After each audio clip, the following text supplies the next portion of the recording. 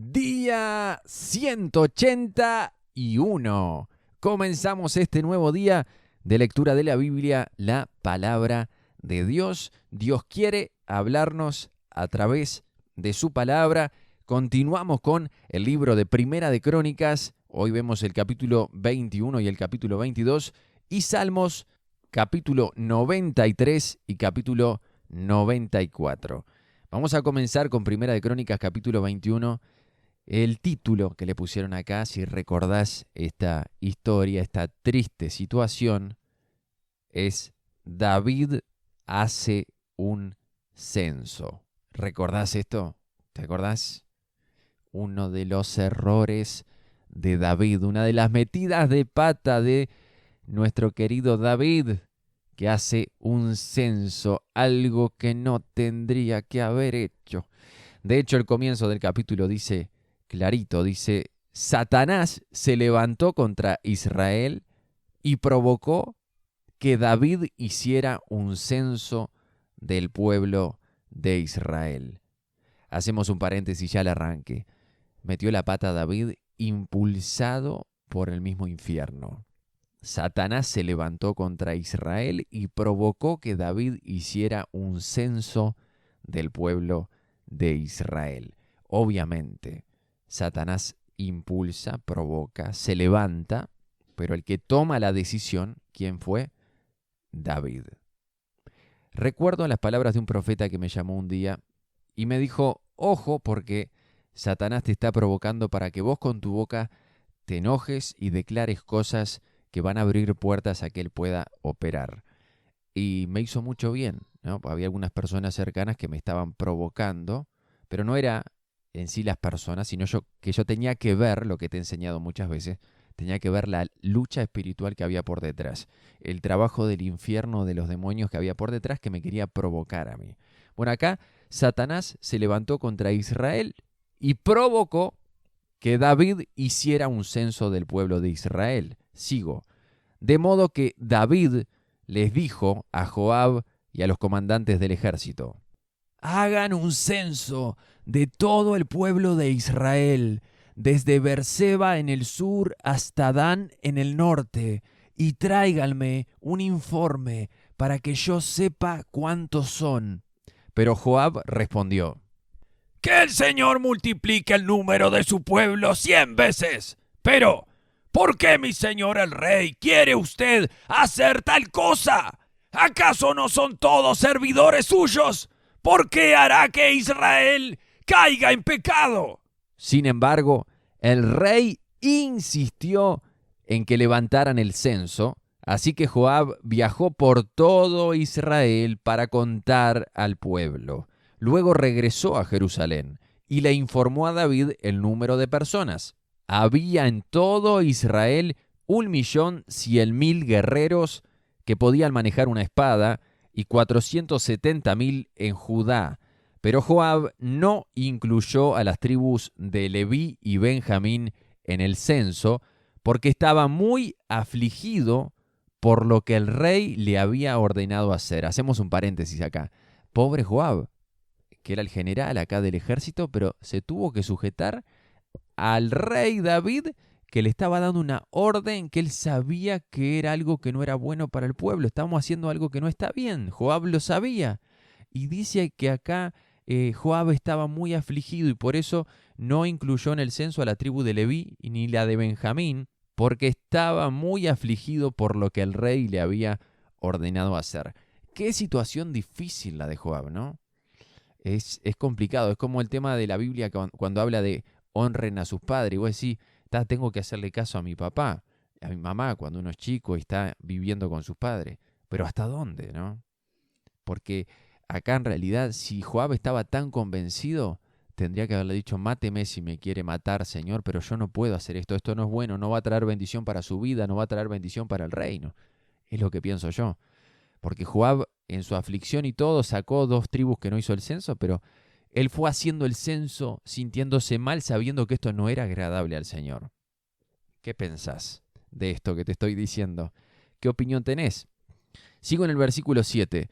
Dios se disgustó mucho por el censo y castigó a Israel por haberlo levantado. Entonces David le dijo a Dios: «He pecado grandemente al haber hecho el censo. Te ruego que perdones mi culpa por haber cometido esta tontería». Entonces el Señor le habló a Gad, el vidente de David, y le dio este mensaje: «Ve y dile a David, esto dice el Señor, te doy 3 opciones, escoge uno de estos castigos, y yo te lo impondré». De modo que Gad fue a ver a David y le dijo: «Estas son las opciones que el Señor te da. Puedes elegir entre 3 años de hambre, 3 meses de destrucción a espada de tus enemigos, o 3 días de una terrible plaga durante la cual el ángel del Señor traerá devastación por toda la tierra de Israel. Decide y dime qué respuesta debo darle al Señor quien me envió». «Estoy en una situación desesperada», le respondió David a Gad. «Mejor que caiga yo en las manos del Señor, porque su misericordia es muy grande, y que no caiga yo en manos humanas».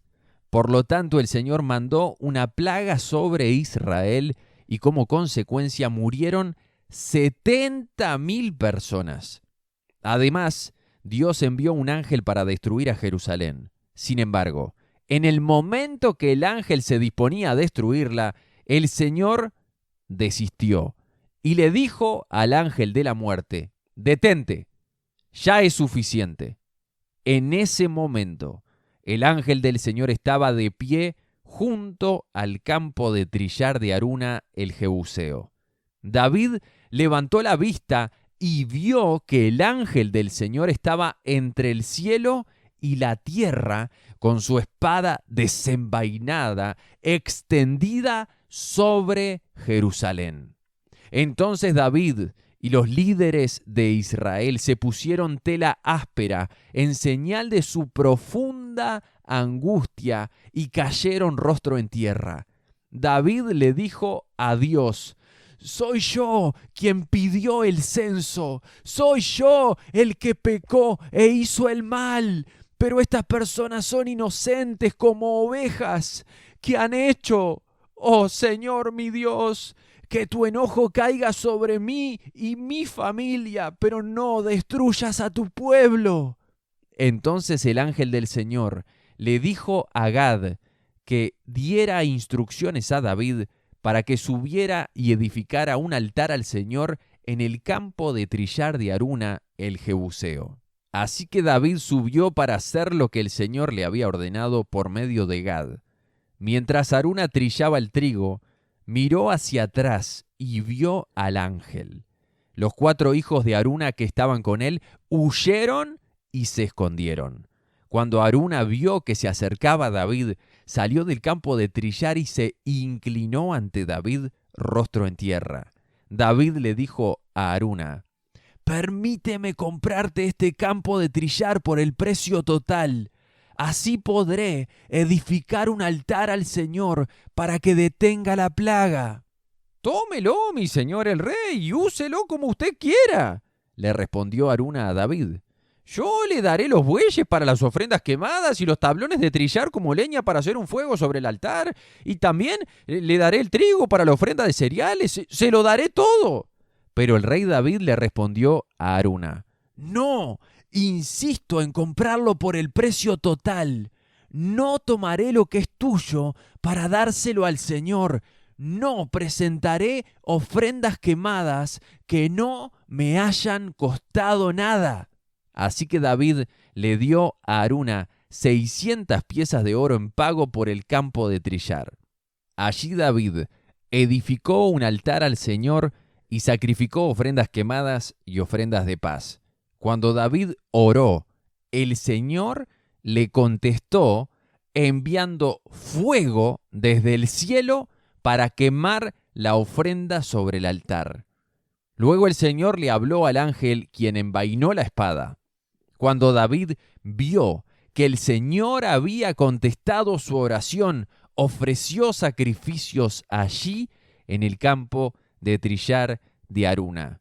En ese tiempo, el tabernáculo del Señor y el altar de las ofrendas quemadas que Moisés había hecho en el desierto estaban situados en el lugar de culto en Gabaón. Pero David no pudo ir allí para consultar a Dios porque quedó aterrado a causa de la espada desenvainada del ángel del Señor. Ahí finalizamos Primera de Crónicas capítulo 21. Me impacta este final que dice que David no pudo ir allí, ¿no?, a Gabaón para consultar a Dios porque quedó aterrado a causa de la espada desenvainada del ángel del Señor. Estamos hablando de David, el que mató al gigante Goliat, el que venció a muchos enemigos, el guapo, el que iba para adelante, quedó aterrado al ver este ángel que fue enviado por Dios y había matado 70.000 personas. Y dice que también, además, Dios envió un ángel para destruir Jerusalén. Sin embargo, en el momento que el ángel se disponía a destruirla, el Señor desistió y le dijo al ángel de la muerte, detente, ya es suficiente. Y ahí le da la posibilidad a David de ofrecer estos sacrificios, que Dios envía ese fuego del cielo, como lo había hecho con el profeta Elías sobre el altar. Y bueno, ya habíamos visto esta situación en los libros anteriores. Lo que yo aprendo de esto, lo más grande, es que David ganaba si se hubiese quedado quieto. Si no hubiese hecho nada de esta idea que se le ocurrió, y aparte que Dios le había advertido a través de Joab, no está bueno esto que está pensando hacer mi señor.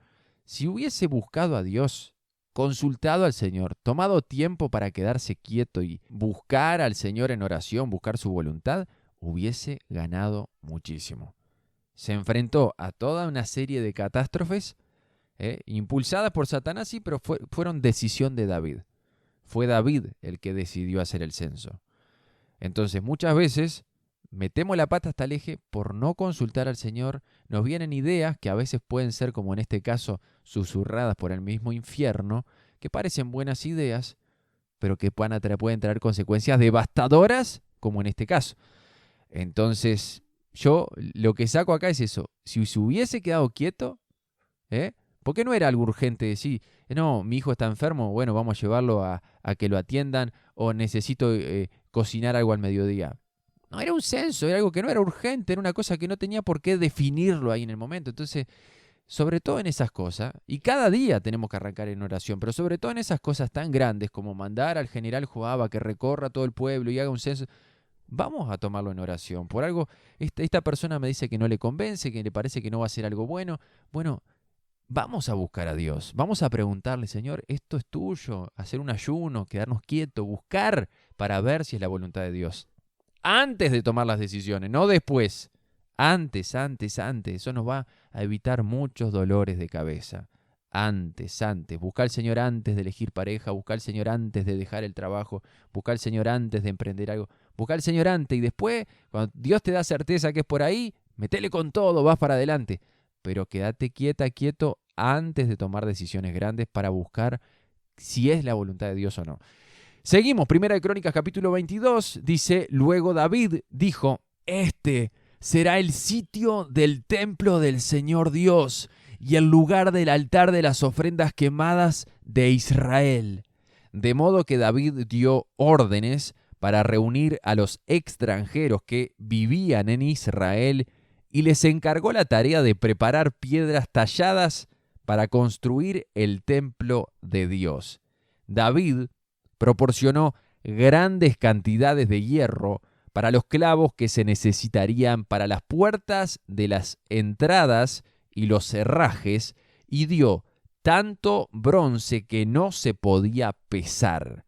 También proveyó innumerables troncos de cedro, porque los hombres de Tiro y de Sidón habían llevado grandes cantidades de cedro a David.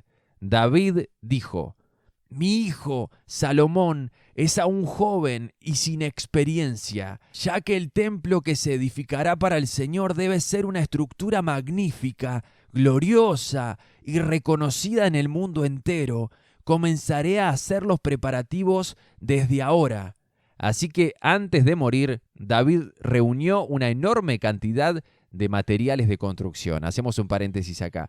Dios le dijo que no a David, que no lo podía construir, pero David dijo, no lo puedo hacer yo, pero puedo preparar el camino para que mi hijo, que es joven y sin experiencia, lo pueda hacer. Le voy a allanar el camino, le voy a preparar el camino para que mi hijo la tenga más fácil. ¡Qué bien! Eso es un papá.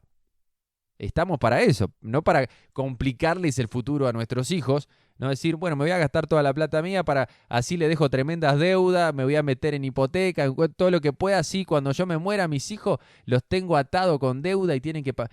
Eso no estaría bueno, ¿no? O voy a hacer todo lo peor posible, dejar bien enchastrado el nombre, todo para que la gente diga, vos sos hijo de fulano. No, estás loco, tu padre me hizo un daño bárbaro.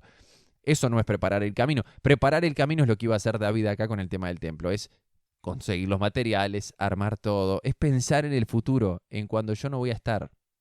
Qué bien, ¿no? Qué bien habla de David y que todo esto era movido por el amor al Señor. Él amaba a Dios y él quería que el templo saliera. Entonces, él hizo todo lo posible para que las cosas estuvieran más fáciles para su hijo Salomón, que sabemos que fue el que construyó el templo. Luego David mandó llamar a su hijo Salomón y le dio instrucciones para que edificara un templo para el Señor, Dios de Israel. Hijo mío, yo quería edificar un templo para honrar el nombre del Señor mi Dios, le dijo David. Pero el Señor me dijo, tú has matado a muchos hombres en las batallas que has peleado, puesto que has derramado tanta sangre ante mis ojos, no serás tú el que edifique un templo para honrar mi nombre, pero tendrás un hijo que será un hombre de paz. Le daré paz con sus enemigos de todas las tierras vecinas. Su nombre será Salomón, y durante su reinado yo le daré a Israel paz y tranquilidad. Es él quien edificará el templo para honrar mi nombre. Él será mi hijo y yo seré su padre. Además, afirmaré el trono de su reino sobre Israel para siempre. Ahora, hijo mío, que el Señor esté contigo y te dé éxito al seguir sus instrucciones en la edificación del templo del Señor tu Dios. Que el Señor te dé sabiduría y entendimiento para que obedezca la ley del Señor tu Dios mientras gobiernas a Israel, pues tendrás éxito si obedeces cuidadosamente los decretos y las ordenanzas que el Señor le dio a Israel por medio de Moisés. Sé fuerte y valiente, no tengas miedo ni te desanimes. He trabajado mucho para proveer los materiales para construir el templo del Señor. Hay 3.400 toneladas de oro, 34.000 toneladas de plata y tanto hierro y bronce que es imposible pesarlos. También he reunido madera y piedras para las paredes, aunque tal vez necesites agregar más. Cuentas con un buen número de hábiles carpinteros, canteros y artesanos de toda clase. Además, cuentas con expertos en orfebrería y platería y trabajadores del bronce y del hierro. Ahora, manos a la obra y que el Señor esté contigo. Después David ordenó a todos los líderes de Israel que ayudaran a Salomón en este proyecto. El Señor su Dios está con ustedes, les declaró, y les ha dado paz con las naciones vecinas. Él me las entregó y ahora están sometidas al Señor y a su pueblo. Busquen al Señor su Dios con todo el corazón y con toda el alma. Edifiquen el santuario del Señor Dios para que puedan traer el arca del pacto del Señor y los utensilios sagrados de Dios al templo edificado para honrar el nombre del Señor. Ahí finalizamos Primera de Crónicas capítulo 22 y vemos que David no solo animó al hijo, sino también al resto de los funcionarios, al resto de los líderes de Israel para que apoyaran a su hijo, para que cuando él muriera la gente supiera que esto era algo que él quería hacer, que Dios no lo dejó hacer, pero que estaba en su corazón. Así que Tal vez a Salomón, me imagino yo, tal vez si no les cae en gracia a mi hijo, si me aman a mí, apoyen a mi hijo. Era una cosa así, lo entiendo yo. Puede ser que tal vez algunos no quieran que mi hijo sea el rey o no lo quieran tanto como me quieren a mí. Si me aman a mí, apoyen a mi hijo en este proyecto, que nació en mi corazón y que Dios se lo va a permitir realizar a mi hijo. Y quiero terminar esta parte de esta lectura subrayando el versículo 13, cuando el padre le dice a Salomón, pues tendrás éxito si obedeces cuidadosamente los decretos y las ordenanzas que el Señor le dio a Israel por medio de Moisés. Vas a tener éxito si sos obediente, si no te descarrías de los mandatos del Señor. Y le dice, sé fuerte y valiente, no tengas miedo ni te desanimes. ¿A qué te suenan esas palabras? A las palabras que Dios le dijo a Josué cuando iba a entrar a conquistar la tierra prometida. Son muy similares, muy similares. Sé fuerte y valiente, no tengas miedo ni te desanimes. No le dijo David, porque yo soy Jehová tu Dios que estaré contigo. No le dijo donde quiera que vaya, porque no es Dios, pero citó David las palabras que Dios le dijo a Josué para animarlo. Y David como papá cita esas palabras y le dice, sé fuerte y valiente, no tengas miedo ni te desanimes. Lo vas a conquistar, vas a tener éxito, lo vas a lograr, lo vas a poder hacer. Palabras de afirmación que todos los que somos papás tenemos que darle a nuestros hijos. Tenemos que decirle, mantenete en el camino del Señor y te va a ir bien. Te va a ir bien. Y vas a tener una vida exitosa, vas a tener una vida plena. Dios te va a bendecir, Dios va a estar contigo, Dios te va a acompañar, Dios te va a cuidar. Vas a conquistar muchas cosas, vas a llegar muy lejos. Yo sé que va a ser así, que podés hacerlo. Si te dedicás a buscar al Señor, a ponerlo a Él en primer lugar, vas a tener una muy buena vida. Eso tenemos que hacer los papás, afirmar a nuestros hijos, allanarles el camino, prepararles un mejor futuro para adelante y declarar palabras de vida, palabras de bendición sobre sus vidas. Nos vamos para el libro de los Salmos, Salmos capítulo 93, que dice así, el Señor es Rey, se viste de majestad. Ciertamente el Señor se viste de majestad y está armado con fuerza. El mundo permanece firme y no puede ser sacudido. Tu trono, oh Señor, permanece desde tiempos inmemorables. Tú mismo existes desde el pasado eterno. Las aguas crecieron, oh Señor, los diluvios han rugido como truenos. Las inundaciones elevaron sus impetuosas olas, pero más poderoso que el estruendo de los mares enfurecidos, más potente que las rompientes olas en la orilla. El Señor, quien está en lo alto, es más poderoso que estos. Tus leyes soberanas no pueden ser modificadas. Tu reino, oh Señor, es santo por siempre y para siempre. Ahí finaliza el Salmos 93, un salmo de exaltación a Dios. El Señor es Rey, se viste de majestad. Ciertamente el Señor se viste de majestad y está armado con fuerza. Me gustó mucho ese comienzo del Salmo. Qué lindo Salmo, el Salmos 93.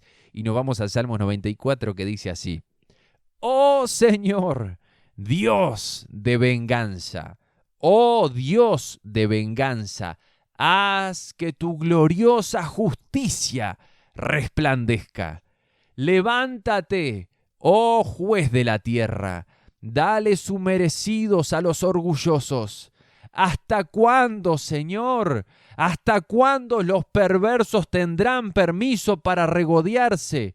¿Hasta cuándo hablarán con arrogancia? ¿Hasta cuándo se jactarán estos malvados? Aplastan a tu pueblo, Señor, lastiman a los que llamas tuyos, matan a las viudas y a los extranjeros y asesinan a los huérfanos. El Señor no está mirando, dicen, y además al Dios de Israel no le importa. Piénsalo mejor, necios. ¿Cuándo por fin se darán cuenta? El que les hizo los oídos, ¿acaso es sordo? El que le formó los ojos, ¿acaso es ciego? Él castiga a las naciones. ¿Acaso no los castigará a ustedes? Él todo lo sabe. ¿Acaso no sabe también lo que ustedes hacen? El Señor conoce los pensamientos de la gente. Sabe que no valen nada. Felices aquellos a quienes tú disciplinas, Señor, aquellos a los que les enseñas tus instrucciones, los alivias en tiempos difíciles, hasta que se cabe un pozo para capturar a los malvados. El Señor no rechazará a su pueblo, no abandonará a su posesión más preciada. El juicio volverá a basarse en la justicia, y los de corazón íntegro la procurarán. ¿Quién me protegerá de los perversos? ¿Quién me defenderá de los malvados? Si el Señor no me hubiera ayudado, pronto me habría quedado en el silencio de la tumba. Clamé, ¡me resbalo! Pero tu amor inagotable, oh Señor, me sostuvo. Cuando mi mente se llenó de dudas, tu consuelo renovó mi esperanza y mi alegría. ¿Acaso pueden los líderes injustos afirmar que Dios está de su lado? ¿Los líderes cuyos decretos permiten la injusticia se unen contra los justos y condenan a muerte a los inocentes? Pero el Señor es mi fortaleza. Mi Dios es la roca poderosa donde me escondo. Dios hará que los pecados de los malvados se tornen contra ellos. Los destruirá por sus pecados. El Señor nuestro Dios los destruirá. Ahí finalizamos el Salmos 94. Quiero subrayar unos versículos del 16 al 19. Quiero leértelo de vuelta. Cuando él decía, ¿quién me protegerá de los perversos? ¿Quién me defenderá de los malvados? Si el Señor no me hubiera ayudado, pronto me habría quedado en el silencio de la tumba. Clamé, ¡me resbalo! Pero tu amor inagotable, oh Señor, me sostuvo. Cuando mi mente se llenó de dudas, tu consuelo renovó mi esperanza y mi alegría.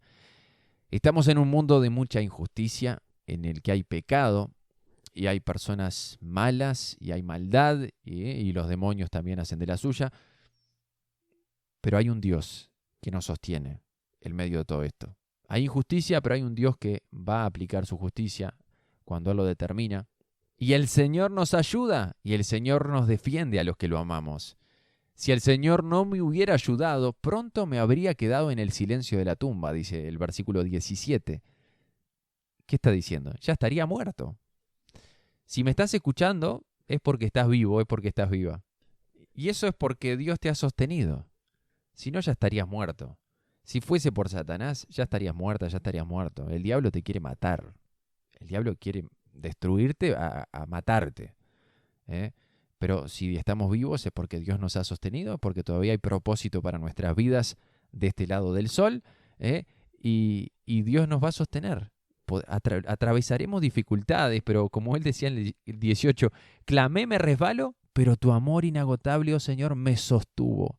Cuando mi mente se llenó de dudas, tu consuelo renovó mi esperanza y mi alegría. Hay injusticias, pero la presencia de Dios hay plenitud de gozo. Y Dios quiere renovar tu alegría. Y si hay injusticias que has sufrido, si hay cosas feas que has sufrido, Dios quiere que cuides tu corazón, como te lo he dicho y te lo sigo diciendo, que perdones al que te lastima, que bendigas y que pongas todo en las manos del Señor, porque Dios dice, mía es la venganza, yo pagaré, dice el Señor. A nosotros no nos toca vengarnos, nosotros somos injustos, pero Él es justo, Él todo lo ve. Él todo lo ve, y lo más importante es que Él vea un corazón sano, que Él vea un corazón que lo está buscando a Él, un corazón que ama, que perdona, que bendice. Deja todo en las manos de Dios, que Él se va a encargar de acomodar todas las cosas. Él se va a levantar, Él se va a levantar con poder y Él te va a defender, va a pelear en tu favor y las cosas que parecen trabadas se van a destrabar en el nombre de Jesús. Te mando un abrazo grande. Que Dios te bendiga.